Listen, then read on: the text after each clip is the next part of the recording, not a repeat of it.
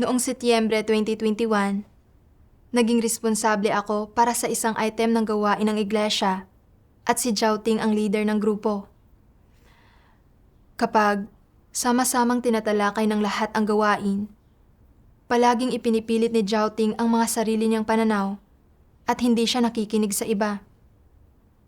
Madalas na nagiging sanhi ito na hindi kami magkasundo at pumipigil sa pag-usad ng gawain. Ginusto ko siyang kausapin tungkol dito.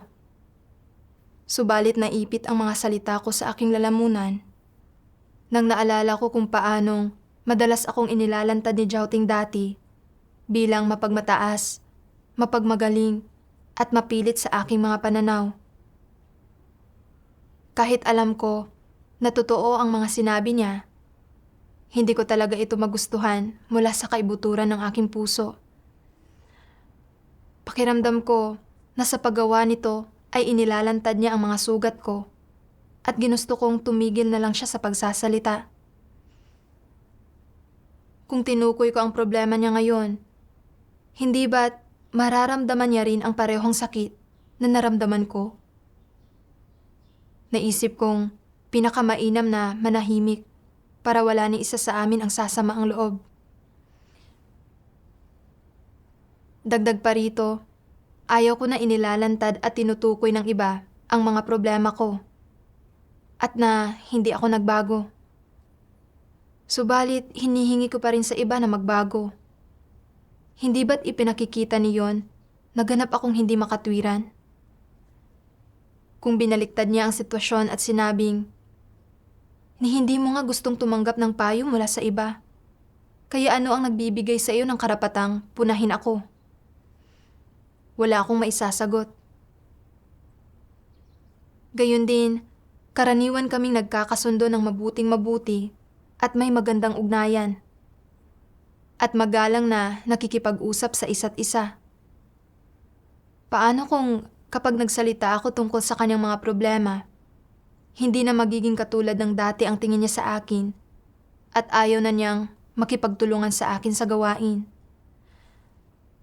Nang isinasaalang-alang ang mga bagay na ito, hindi ko tinukoy ang mga problema niya. Hindi nagtagal, isang kapatid na nagngangalang Gusin ang sumali sa grupo namin. Kalaunan, nalaman kong hindi siya nakagagawa ng anumang pag-usad. Palagi siyang nakikipagkumpetensya sa iba at kapag hindi siya nakasasabay, nagmumukmuk siya.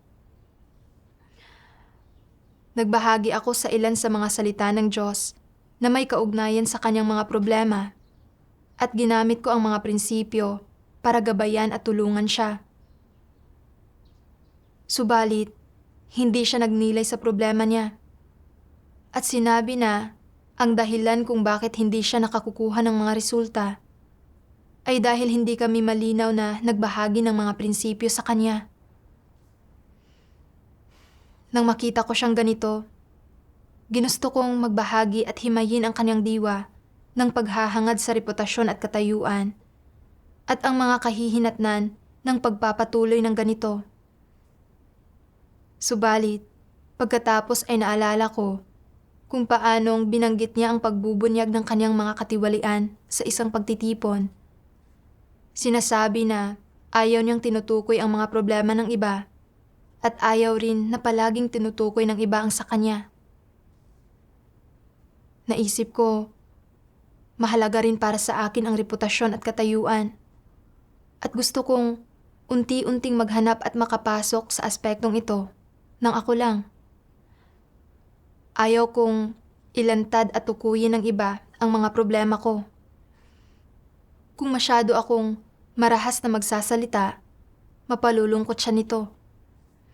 Pinakamainam na magsimula akong magbahagi at tumulong sa kanya. Marahil, kapag naarok na niya ang mga prinsipyo at nagkamit ng kaunting resulta, ang kawalang kakayahan niyang matugunan ang pagnanais niya para sa banidad at katayuan ay hindi masyadong magpapanegatibo sa kanya. Sa pag-iisip nito, tumigil ako sa pagtukoy sa mga problema niya. Kalaunan, ay nalaman ko na si Wusin ay may napakababang pagkatao. Madalas siyang nakikipag-usap sa mga tao sa nangmamaliit at sarkastikong paraan na nagpaparamdam sa kanila na napipigilan sila.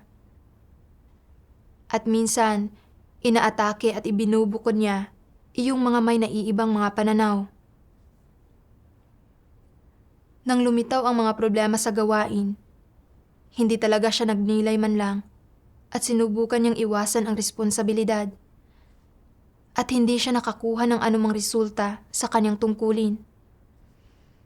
Ayon sa mga prinsipyo, dapat siyang tanggalin.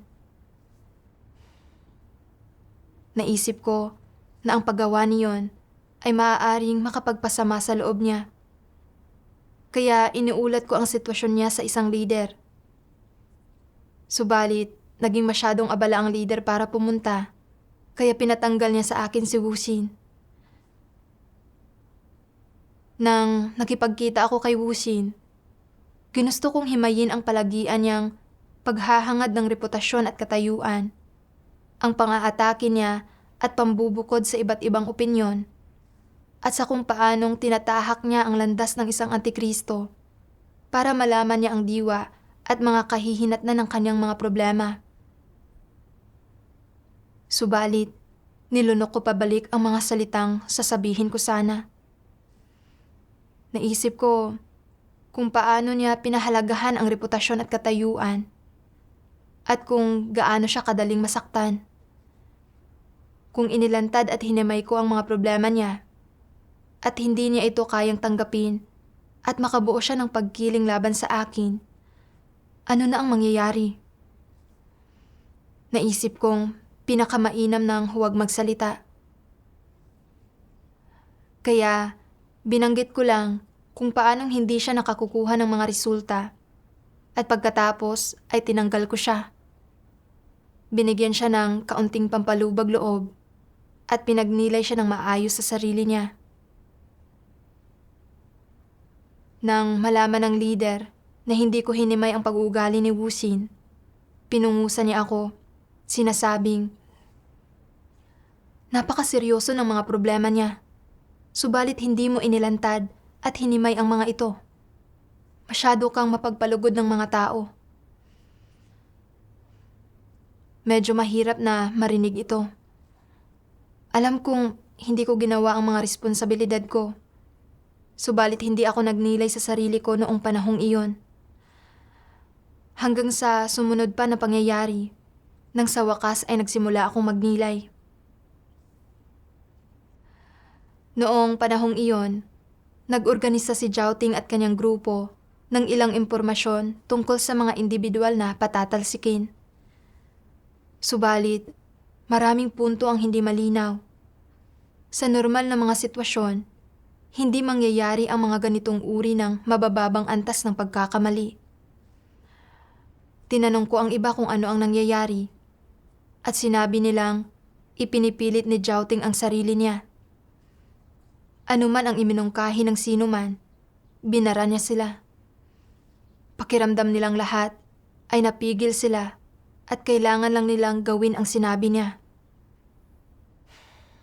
Labis akong nakonsensya nang marinig ko ito. Dati ko nang alam ang problema niyang ito, subalit dahil takot akong mapasama ang loob niya, hindi ko ito kailanman inilantad. At bilang resulta, naantala ang gawain.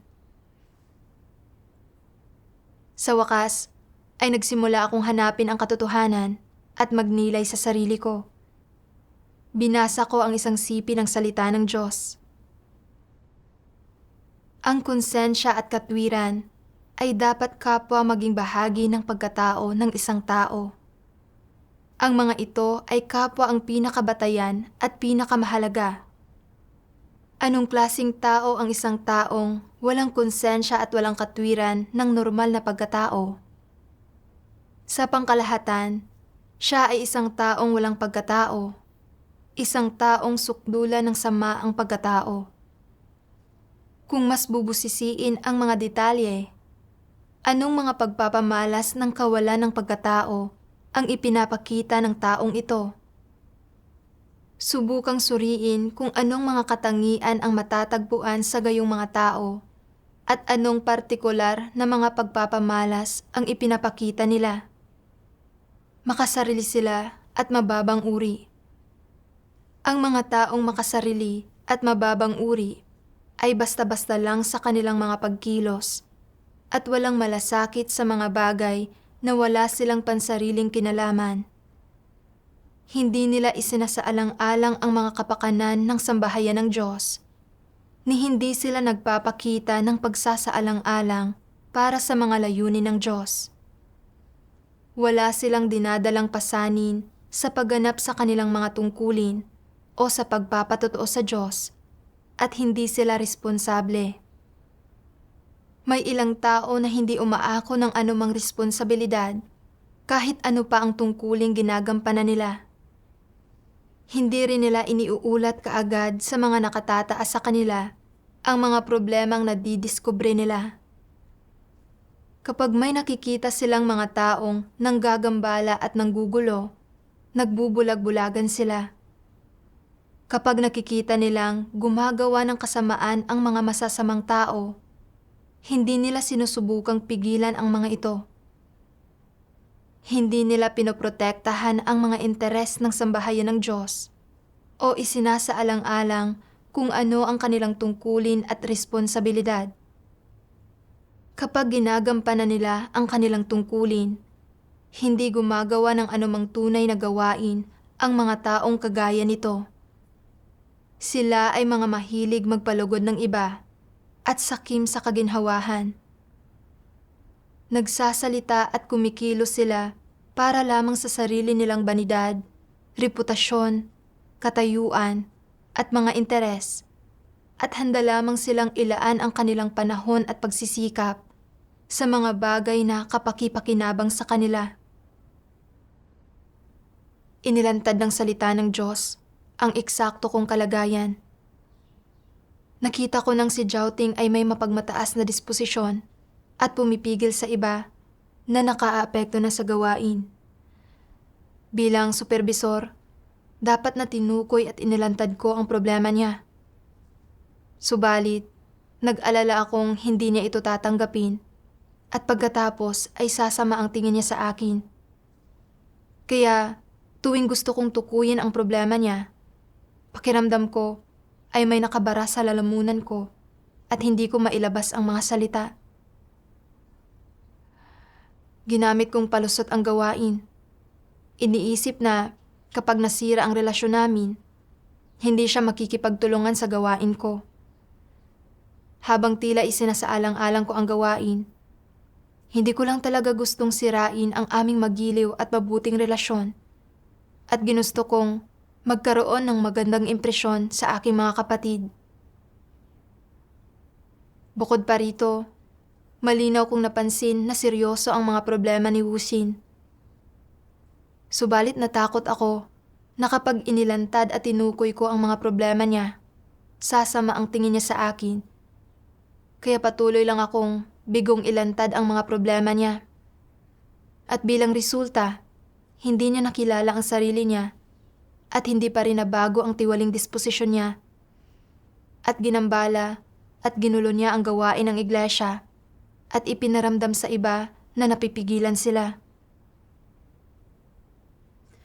Kapag ginagawa ang aking tungkulin, isinasaalang-alang ko lang ang mga sarili kong interes at ang posisyon ko sa puso ng iba. Nakita ko ang iba na ginagambala at ginugulo ang gawain sa pamamagitan ng pag-asa sa mga tiwali nilang disposisyon sa tungkulin nila. At binaliwala ko lang ito. Talagang hindi isinaalang-alang ang gawain ng iglesia. Naging napakamakasarili ko. Walang anumang konsensya o katwiran. Kalaunan, binasa ko ang isa pang sipi ng salita ng Diyos. Hanggat hindi nararanasan ng mga tao ang gawain ng Diyos at nauunawaan ang katotohanan, ang kalikasan ni Satanas ang namamahala at nagdodomina sa kanilang kalooban. Ano ba ang partikular na nakapaloob sa kalikasang iyon? Halimbawa, bakit ka makasarili?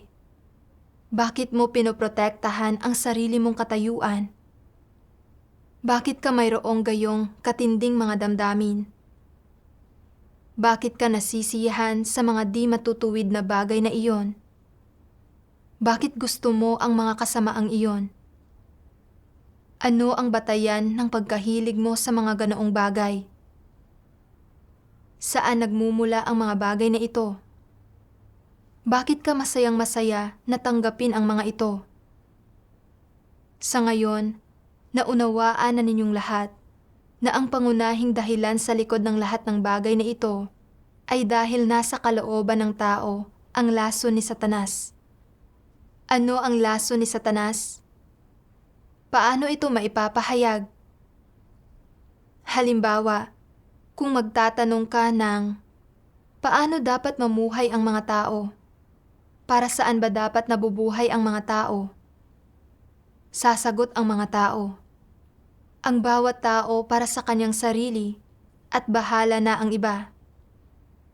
Ipinahahayag ng nag-iisang pariralang ito ang pinakaugat ng problema.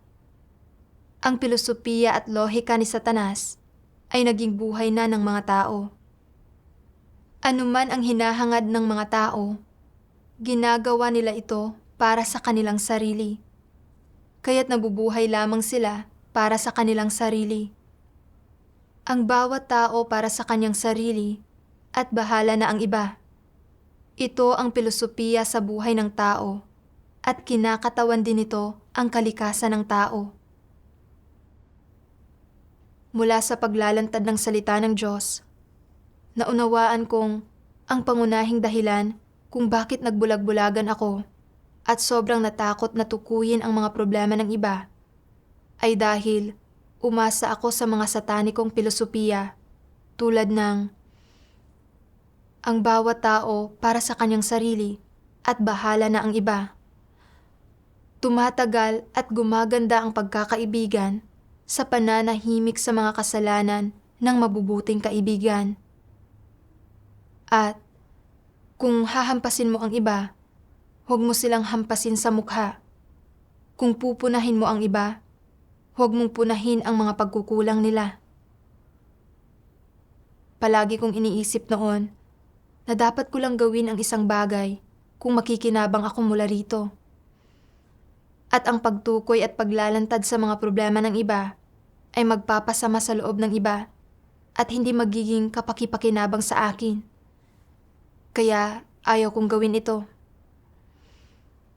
Masyado akong naging makasarili, kasuklam-suklam, tuso at mapanlin lang. Nakita ko na si Jouting ay mapagmataas, mapilit at hindi nakikinig sa iba. At naapektuhan niya ang gawain.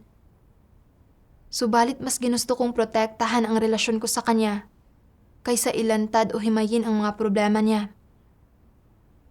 Palagi akong natatakot na mapasasama ko ang loob niya at palagi akong sumusunod para mapasaya siya. Natakot akong mapasama ang loob ng mga tao, subalit hindi nang sa Diyos at hindi ko isinaalang-alang ang mga interes ng iglesia. Namuhay ako sa isang ubod ng sama at walang kwentang buhay nang walang konsensya o katwiran. Ang isang tao na may konsensya at katwiran ay kayang magbahagi ng katotohanan para tulungan ang iba kapag nakikita nilang nasa masamang kalagayan ang iba. At kapag nakikita nilang may isang tao na gumagambala at nanggugulo sa gawain ng iglesia, kaya nilang manindigan para ilantad at pigilan siya. Bilang isang supervisor, dapat akong magtanga ng mas malaki pang pasanin at responsibilidad. Kapatid na lalaki o babae man ang may problema sa kalagayan niya o gawain niya, dapat akong makipagbahagi sa kanya at tulungan siya. Kung ang isang tao ay gumagambala at nanggugulo sa gawain ng iglesia, dapat kong pungusan siya, ilantad siya, at pigilan siya sa tamang oras. Ganito dapat gawin ng isang supervisor ang trabaho niya. Subalit, para protektahan ang magandang impresyon ng iba sa akin. Hindi ko man lang tinupad ang mga pangunahing responsibilidad. Naging irresponsable ako sa gawain at hindi ko talaga isinaalang-alang ang buhay pagpasok ng mga kapatid. Nakita ko na sa pagiging isang mapagpalugod ng mga tao, talagang naging malupit at malisyoso ako. Ang paggawa sa aking tungkulin sa ganitong paraan ay nakasusulasok at nakaririmarim sa Diyos. Kung magpapatuloy ako ng ganito, malalantad at matitiwalag ako ng Diyos sa huli. Ang pagtanto sa mga bagay na ito ay sobrang nakapanlulumo. Ayaw kong patuloy na mamuhay ng ganito. Kaya nanalangin ako sa Diyos. O Diyos, gusto kong magsagawa ng katotohanan. Subalit, masyadong malala ang tiwaling disposisyon ko. Pakiusap, bigyang liwanag mo ako para makilala ang sarili ko at mahanap ang landas ng pagsasagawa. Isang araw, sa aking mga devosyonal, nabasa ko ang salita ng Diyos na nagsasabing, "Sa iglesia, maging matatag kayo sa inyong patutuo sa akin. Panindigan ang katotohanan. Ang tama ay tama at ang mali ay mali. Huwag malito sa kung alin ang itim at puti. Makipagdigma kayo kay Satanas at dapat ninyong lubusang magapi ito upang sa gayon ay hindi na ito kailanman babangon. Dapat ninyong ibigay ang lahat ng mayroon kayo upang pangalagaan ang aking patutuo. Ito ang dapat na maging layo ng inyong mga pagkilos. Huwag kalimutan ito." Amen. Ang salita ng Diyos ang nagkaloob sa akin ng isang landas ng pagsasagawa. Sa lahat ng bagay, kailangan kong itaguyod ang mga katotohanang prinsipyo at protektahan ang mga interes ng iglesia. Ginulo at ginambala na ni Jouting ang gawain ng iglesia sa pamamagitan ng pag-asa sa tiwaling disposisyon niya sa tungkulin niya. Kinailangan kong makipagbahaginan sa kanya at ilantad at himayin siya para malaman niya ang mga problema niya. Kung hindi pa rin siya magnilay o magsisi, kailangan kong ilipat o tanggalin siya kaagad. Kalaunan, tinukoy ko kay Jouting ang mga problema niya at binasahan ko siya ng ilang sipi mula sa salita ng Diyos na naglalantad ng mga mapagmataas na disposisyon. Sa pagbasa ng salita ng Diyos, nagkamit siya ng kaunting kaalaman tungkol sa kanyang mapagmataas na disposisyon at pagkatapos ay nagkaroon ng ilang pagpapabuti at pagbabago. Nang naghain ang lahat ng iba't ibang pananaw sa isang talakayan, nagawa niyang maghanap at makinig sa kanila. Hindi na ipinipilit ang mga sarili niyang pananaw. Sa hindi pagprotekta sa mga relasyon ko sa iba at sa paggawa ng tungkulin ko ayon sa mga katotohanang prinsipyo, napanatag ako. Sa wakas, ay mayroon na akong kaunting wangis ng tao sa pamumuhay ng ganito. Kalaunan, naisip ko, maliban sa aking pagkamakasarili, kalupitan at pagnanais na protektahan ang aking mga interes, ano pang ibang mga bagay ang pumipigil sa akin para palaging maging mapagpalugod ng mga tao? Isang araw, sa isang pagpupulong, nabasa ko ang mga salita ng Diyos na nagsasabing, "Sa literal na diwa, ang ibig sabihin ng ang ayaw mong gawin sa iyo, huwag mong gawin sa kapwa mo, ay na kung hindi mo gusto ang isang bagay o hindi mo gustong gawin ang isang bagay, hindi mo rin dapat ipilit ito sa ibang mga tao." Tila ba matalino at makatwiran ito? Ngunit kung gagamitin mo ang satanikong pilosopiyang ito sa pagharap sa bawat sitwasyon, makagagawa ka ng maraming pagkakamali. Malamang na masasaktan, maililigaw o mapipinsala mo pa nga ang mga tao. Gaya lamang ng kung paanong hindi mahilig mag-aral ang ilang magulang, ngunit gusto nilang mag-aral ang kanilang mga anak at laging hinihikayat at hinihimok ang mga itong mag-aral ng mabuti. Kung iaangkop mo rito ang hinihingi na ang ayaw mong gawin sa iyo, huwag mong gawin sa kapwa mo, hindi dapat pilitin ng mga magulang na ito ang kanilang mga anak na mag-aral dahil sila mismo ay hindi nasisiyahan doon. May ibang tao na nananampalataya sa Diyos, ngunit hindi hinahangad ang katotohanan. Subalit sa puso nila, ay alam nila na ang pananampalataya sa Diyos ang tamang landas sa buhay. Kung nakikita nilang hindi sumasampalataya sa Diyos at wala sa tamang landas ang kanilang mga anak, hinihimok nila ang mga ito na manalig sa Diyos. Kahit na hindi nila mismo hinahangad ang katotohanan, gusto pa rin nilang hangarin ito ng mga anak nila at pagpalain ang mga ito.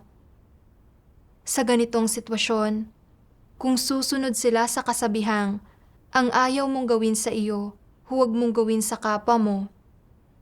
Hindi dapat pilitin ng mga magulang na ito ang kanilang mga anak na manampalataya sa Diyos.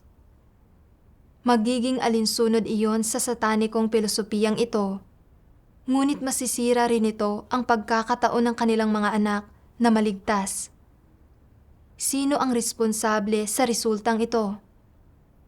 Hindi ba't nakapipinsala sa mga tao ang tradisyonal na kasabihan tungkol sa wastong asal na ang ayaw mong gawin sa iyo, huwag mong gawin sa kapwa mo?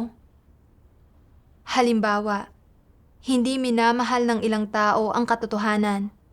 Nagnanasa sila ng mga kaginhawahan ng laman at naghahanap ng mga paraan para magpakatamad sa pagganap ng kanilang tungkulin. Ayaw nilang magdusa o magbayad ng halaga. Iniisip nila na maganda ang sinasabi ng kasabihang, ang ayaw mong gawin sa iyo, huwag mong gawin sa kapwa mo. At sinasabi nila sa mga tao, dapat kayong matuto kung paano magsaya. Hindi ninyo kailangang isagawa ng maayos ang inyong tungkulin o maghirap o magbayad ng halaga. Kung maaari kayong magpakatamad kayo. Kung maaari kayong maging pabasta-basta sa isang bagay, gawin ninyo iyon. Huwag ninyo masyadong pahirapan ang sarili ninyo. Tingnan ninyo, ganito ako mamuhay. Masarap, hindi ba? Perpekto talaga ang buhay ko. Pinapagod ninyo ang sarili ninyo sa pamumuhay ng ganyan. Dapat kayong matuto sa akin. Tumutugon ba ito sa hinihingi na ang ayaw mong gawin sa iyo, huwag mong gawin sa kapwa mo? Kung kikilos ka sa ganitong paraan, isang tao ka ba na may konsensya at katwiran? Kung mawala ng konsensya at katwiran ang isang tao, hindi ba't wala siyang kabutihan? Ang tawag dito ay kawalan ng kabutihan. Bakit ganito ang tawag natin dito? Dahil inaasam nila ang ginhawa, pabasta-basta sila sa kanilang tungkulin, at sinusulsulan at iniimpluwensyahan nila ang iba na sumama sa kanila sa pagiging pabasta-basta at sa pananabik sa ginhawa. Ano ang problema rito? Ang pagiging pabasta-basta at pagiging irresponsable sa iyong tungkulin ay isang panlalansi at paglaban sa Diyos. Kung patuloy kang magiging pabasta-basta at hindi ka magsisisi, malalantad ka at matitiwalag. May malaking problema sa kasabihang, ang ayaw mong gawin sa iyo, huwag mong gawin sa kapwa mo. Ang mga kamalian at kapintasan doon ay napakalinaw, ni hindi iyon nararapat na suriin at kilatisin. Sa pinakamaliliit na pagsusuri, malinaw na makikita ang mga mali at katawa-tawang bagay roon. Gayunman, marami sa inyo ang madaling mahikayat at maimpluwensyahan ng kasabihang ito at tinatanggap ito ng walang pagkilatis. Kapag nakikipag-ugnayan sa iba, madalas ninyong gamitin ang kasabihang ito para paalalahanan ang sarili ninyo at payuhan ang iba.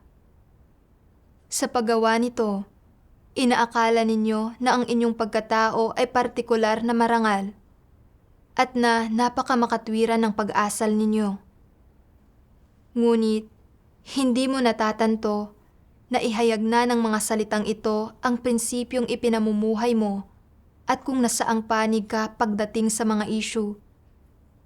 Kasabay nito, nalihis at nailigaw mo ang iba, naunawain ang mga tao at sitwasyon ng may pananaw at panig na kapareho ng sa iyo. Talagang hindi ka makapagdesisyon at ganap na hindi makapanindigan. Sinasabi mo, anuman ang issue, hindi iyon kailangang seryosohin. Huwag mong pahirapan ang sarili mo o ang iba. Kung pahihirapan mo ang ibang tao, pinahihirapan mo ang sarili mo. Ang pagiging mabait sa iba ay pagiging mabait sa sarili mo. Kung mahigpit ka sa ibang tao, mahigpit ka sa sarili mo. Bakit mo pahihirapan ang sarili mo? Ang ayaw mong gawin sa iyo, huwag mong gawin sa kapwa mo, ang pinakamainam na bagay na magagawa mo para sa sarili mo at ang pinakamapagsalang-alang. Ang saloobing ito ay malinaw na hindi pagiging metikuloso sa anumang bagay. Wala kang tamang panig o pananaw sa anumang issue. Magulo ang pananaw mo sa lahat ng bagay. Hindi ka metikuloso at nagbubulag-bulagan ka na lang sa mga bagay-bagay. Kapag sa huli ay tumayo ka na sa harap ng Diyos at sinuri ang sarili mo, magiging masyadong magulo iyon. Bakit? Dahil lagi mong sinasabing dapat ay ang ayaw mong gawin sa iyo, huwag mong gawin sa kapwa mo. Lubha itong nakapapanatag at nakasisiya sa iyo. Ngunit kasabay nito ay magdudulot ito sa iyo ng malaking problema. Kaya, hindi ka magkakaroon ng malinaw na pananaw o panig sa maraming bagay. Siyempre pa, ginagawa ka rin itong hindi maunawaan ng malinaw kung ano ang mga hinihingi at pamantayan ng Diyos para sa iyo kapag naranasan mo ang mga sitwasyong ito o kung ano ang resultang dapat mong makamtan. Nangyayari ang mga bagay na ito dahil hindi ka metikuloso sa anumang bagay. Dulot ang mga ito ng magulong saloobin at pananaw mo. Ang ayaw mong gawin sa iyo, huwag mong gawin sa kapwa mo ba ang mapagparayang saloobing dapat mong taglayin para sa mga tao at bagay? Hindi. Teorya lamang iyon na mukhang tama, marangal, at mabait kung titingnan. Ngunit ang totoo ay lubos itong negatibo. Malinaw na lalong hindi ito katotohanang prinsipyo na dapat sundin ng mga tao. Inilantad ng mga salita ng Diyos na ginagamit ni Satanas ang kasabihang, ang ayaw mong gawin sa iyo, huwag mong gawin sa kapwa mo, para gawing tiwali at ilihis tayo. Para ipaisip sa atin na hindi natin dapat ipilit sa iba ang mga bagay na ayaw natin o hindi natin kayang gawin. At na ito ay makatwirang pag-uugali. Namumuhay ako sa pag-asa sa ideyang ito. Malinaw na alam ko na ang pagmamataas at pagmamagaling ni Jouting ay nakaaapekto sa gawain at na dapat na tinukoy at inilantad ko ang problema niya. Subalit, naisip ko kung paanong palagi akong nagbubunyag ng mapagmataas na disposisyon at sa kung paanong palagi akong pinupunan ng iba. Kaya naisip ko na ang pagpilit ng isang bagay na ayaw ko sa ibang tao ay hindi makatwiran. Kaya masyado akong natakot na tukuyin ang problema ni Jouting. Malinaw na alam ko na gumagawa lang si Wusin para sa reputasyon at katayuan at na ang pagmamataas niya ay pumipigil sa iba at gumugulo at gumagambala sa gawain. Kinailangan niyang mailantad at pungusan. Subalit naisip ko kung paano ko lubos na pinahalagahan ang reputasyon at katayuan ko at ayaw na tukuyin o ilantad ang mga problema ko ng iba. Kaya namuhay ako sa pananaw na ang ayaw mong gawin sa iyo, huwag mong gawin sa kapwa mo. Kaya't hindi ko siya inilantad. Naisip ko na masakit at nakakahiya ang mailantad at mapuna. At umasa ako na hindi ako pupungusan o pupunahin ng iba. Kaya hindi ko ginustong gawin ang parehong bagay sa iba. Sa katunayan, pinagbigyan at pinrotektahan ko lang ang sarili ko. Pinrotektahan ko ang aking banidad at katayuan at hindi tinanggap ang katotohanan. At nakipagsabwatan at pinagbigyan pa ang iba. Naging mapaghimagsik ako at nanlaban ako sa Diyos. At hinayaan ko ang iba na gawin din ito. Sa katunayan, umasa ako na walang sino man ang magsasagawa ng katotohanan o makararanas ng paghatol at pagkastigo ng Diyos o mapungusan. Talagang kasuklam-suklam at immoral ako. Ginawa na tayong tiwali ni Satanas at napuno ng mga satanikong disposisyon. Ang ating mga kalikasan ay mapagmataas, palalo, makasarili, mapandinlang, at mahilig maghanap ng reputasyon at katayuan. Nang wala ang paghatol at paglalantad ng salita ng Diyos, nang hindi pinupungusan, at nang walang pagpuna o tulong ng iba, hindi natin maiiwasan na magulo ang gawain ng iglesia. Sina Jouting at Wusin ay nagbubunyag ng mga tiwaling disposisyon at nasa maling landas. At kung walang sino man ang pupuna o maglalantad sa kanila, magagambala nila ang gawain ng iglesia. Kung maliit lang ang kanilang paglabag, tatanggalin sila. Subalit kung maseryoso ito, ititiwalag sila. Namumuhay ako sa mga satanikong pilosopiya. Nakikita ang mga problema pero hindi binabanggit ang mga ito.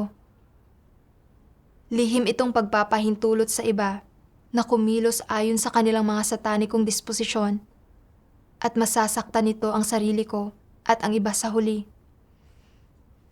Dahil sa namuhay ako sa satanikong laso ng ang ayaw mong gawin sa iyo, huwag mong gawin sa kapwa mo.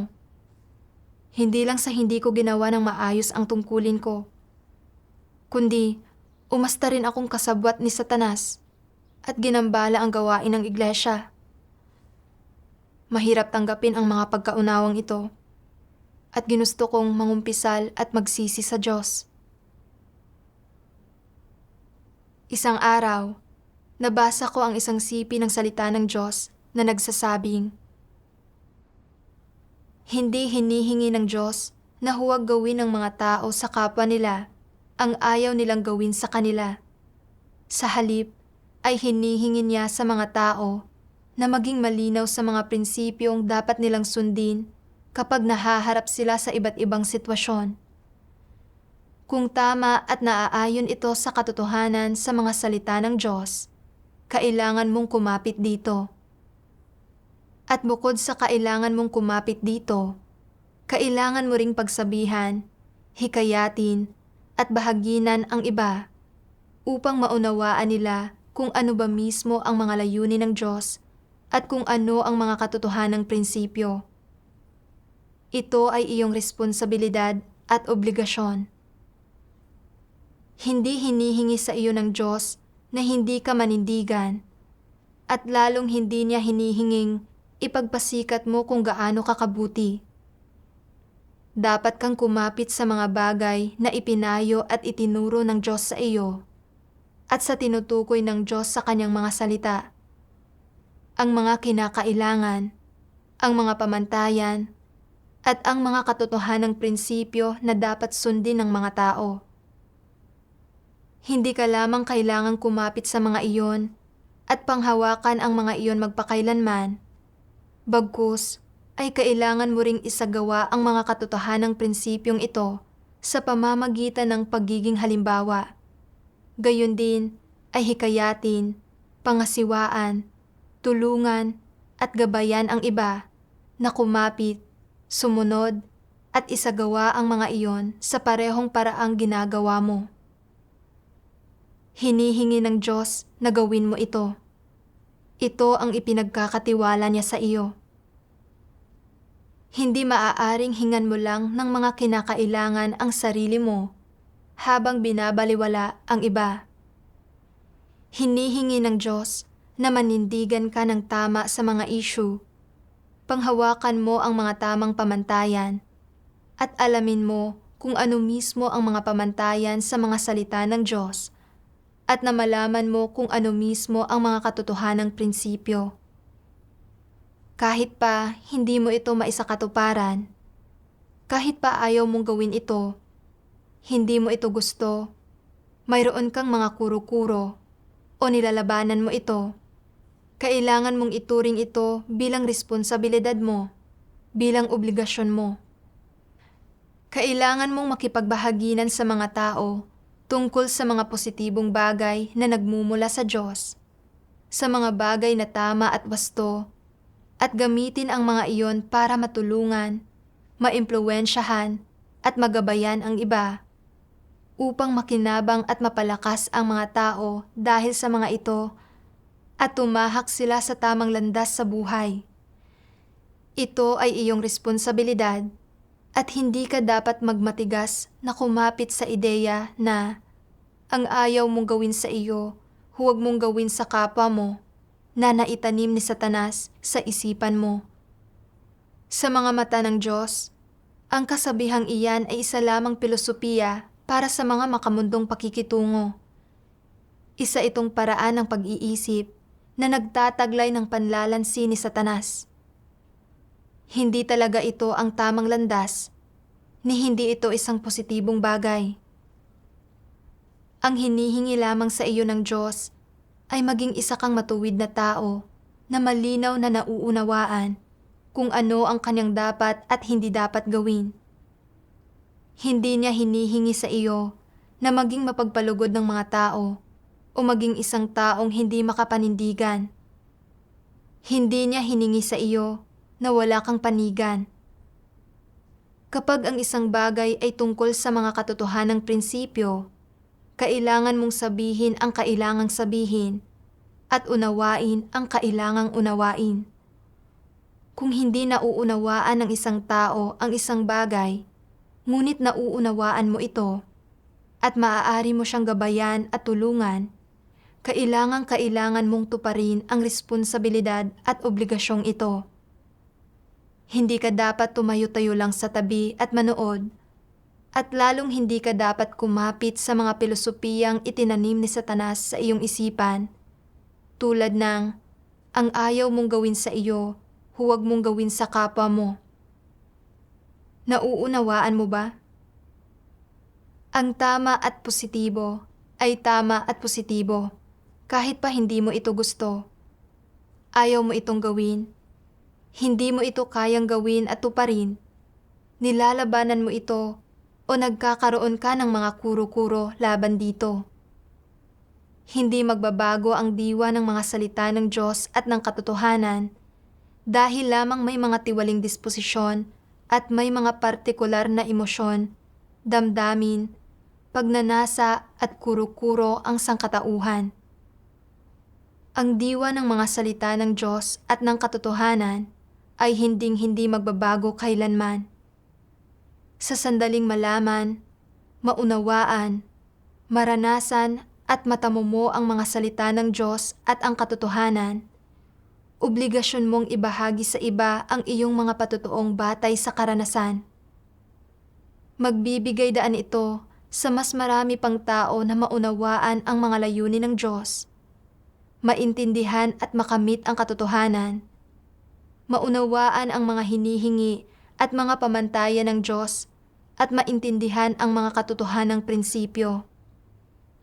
Sa paggawa nito, magkakaroon ang mga taong ito ng landas sa pagsasagawa kapag naharap sila sa mga suliranin sa kanilang pang-araw-araw na buhay at hindi sila malilito o maigagapos ng iba't ibang ideya at pananaw ni Satanas. Ang kasabihan tungkol sa wastong asal na Ang ayaw mong gawin sa iyo, huwag mong gawin sa kapwa mo, ay talagang tunay na tusong pakana ni Satanas upang kontrolin ang isipan ng mga tao. Kung lagi mo itong susundin, isa kang taong namumuhay ayon sa mga satanikong filosofiya. Isang taong ganap na nabubuhay sa isang satanikong disposisyon. Kung hindi mo susundan ang daan ng Diyos, hindi mo mahal o hinahangad ang katotohanan. Ano man ang mangyari, ang prinsipyong dapat mong sundin at ang pinakamahalagang bagay na kailangan mong gawin ay ang tulungan ang mga tao hanggat kaya mo. Hindi mo dapat isagawa ang sinasabi ni Satanas na ang ayaw mong gawin sa iyo, huwag mong gawin sa kapwa mo, at maging isang matalino na taong mapagpalugod ng mga tao. Ano ang ibig sabihin ng tulungan ang mga tao hanggat kaya mo? Ang ibig sabihin nito ay pagtupad sa iyong mga responsibilidad at obligasyon. Sa sandaling makita mo na bahagi ng iyong mga responsibilidad at obligasyon ang isang bagay, dapat kang magbahagi tungkol sa mga salita ng Diyos at sa katotohanan. Ito ang ibig sabihin ng pagtupad sa iyong mga responsibilidad at obligasyon. Mula sa salita ng Diyos, nagawa kong maunawaan na hinihingi ng Diyos sa atin na magsagawa ng katotohanan at itaguyod ang mga prinsipyo sa lahat ng bagay. At na kapag ginagawa natin ang tungkulin natin ng magkakasama, kapag nakikita natin ang isang tao na lumalabag sa mga prinsipyo o nanggugulo sa gawain ng iglesia, dapat nating punahin at tulungan sila. Tanging kapag namumuhay ang lahat sa salita ng Diyos, mapabubuti tayo sa ating mga tungkulin. Pagdating sa mga isyu ng prinsipyo, hindi tayo dapat matakot na mapasama ang loob ng mga tao o magsaalang-alang sa mga damdamin nila. Dapat tayong kumilos ng naaayon sa mga katotohanan ng prinsipyo at protektahan ang gawain ng iglesia. Tanggapin man ito o hindi ng iba, lahat tayo ay dapat magsagawa ng katotohanan at tuparin ang ating responsibilidad. Bilang supervisor, ang responsibilidad ko ay ang makipagbahaginan at lutasin ang mga problema sa tamang panahon kapag nakita ko ang mga ito. Kung hindi ko nilulutas ang mga problemang nakikita ko, nagpapapalugod lang ng mga tao at pinipili ang gitnang daan, hindi ko tinutupad ang mga responsibilidad ko at lumalaban ako sa Diyos. Gayon din, hindi sa hindi ko kayang tukuyin ang mga problema ng iba dahil lang nagbubunyag ako mismo ng mga katiwalian.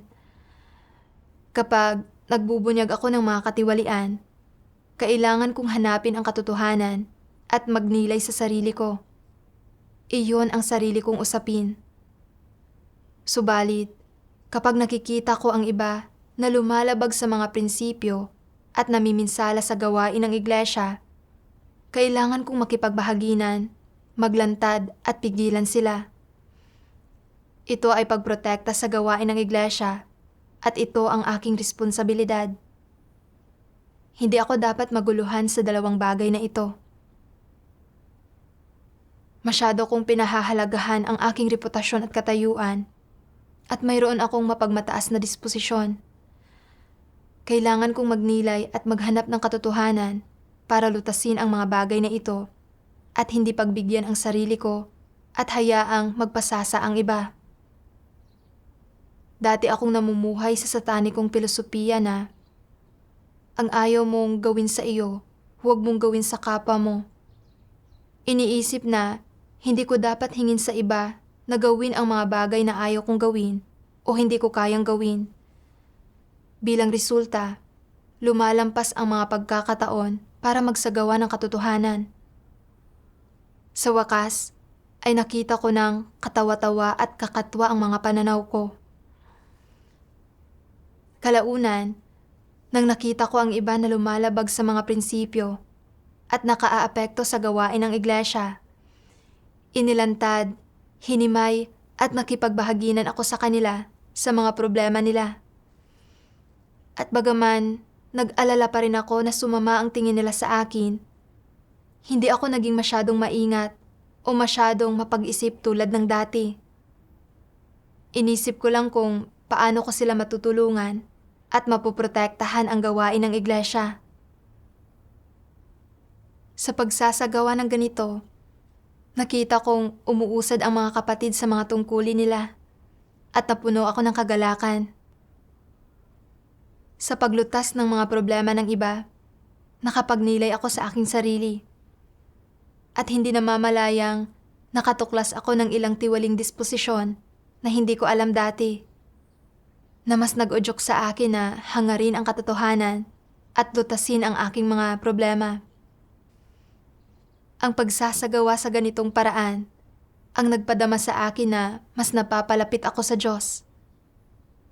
Nang tinalikuran ko ang laman at nagsagawa ng mas marami pang katotohanan, ipinaramdam nito sa akin ang kapayapaan at kapanatagan sa pamumuhay ng ganito.